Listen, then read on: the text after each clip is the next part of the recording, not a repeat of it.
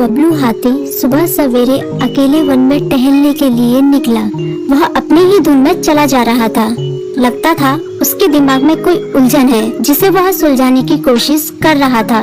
सड़क पर आगे बढ़ते ही उसके सामने चीकू खरगोश भागा। बबलू का पैर उसके ऊपर पड़ने ही वाला था कि चीकू जोर से चिल्लाया।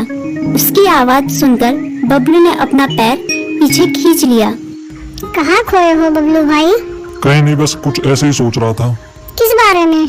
तुम जानकर क्या करोगे? शायद मैं तुम्हारी कुछ मदद कर सकूं। तुम तो जानते हो आजकल वन में कितनी चोरियां हो रही हैं, पर चोर का कोई अता पता ही नहीं है। इस बात को लेकर वन के सारे प्राणी चिंतित थे। वे वहाँ खुद को सुरक्षित महसूस नहीं कर रहे थे।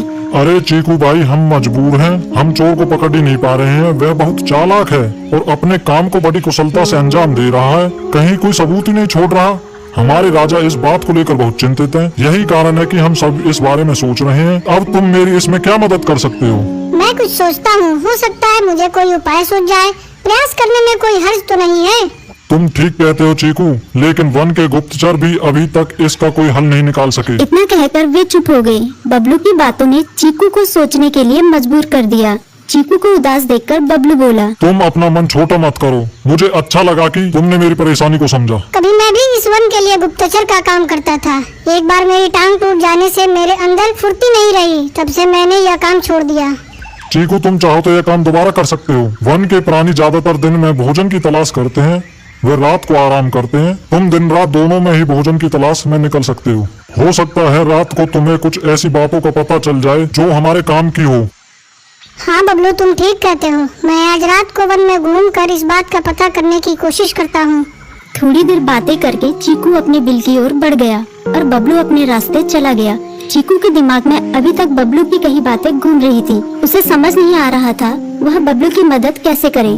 दिन भर वह उसी उधेड़-बुन में लगा रहा। शाम होते ही चीकू कुछ सोचने लगा और वह चुपचाप बिल से बाहर निकल आया। चीकू की पत्नी ने देखा तो बोली, इस समय कहाँ जा रहे हो? बाहर खतरा है। खतरा तो सुबह भी रहता है, लेकिन खतरों से डरकर हम भूखे तो नहीं मर सकते। मैं बाहर घूम कर आता हूँ। इतना कहकर चीकू रात को बिल से बाहर निकल आया। कुछ दूर जाकर उसकी नजर बंकू उल्लू पर पड़ी, जो कुछ ही दूरी पर था।